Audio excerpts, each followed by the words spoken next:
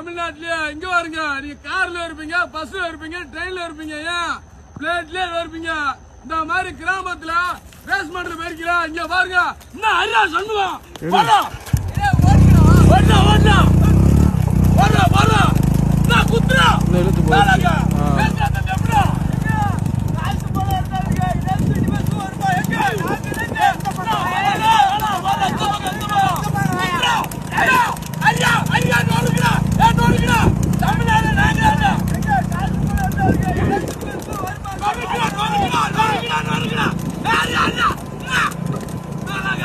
भैया पो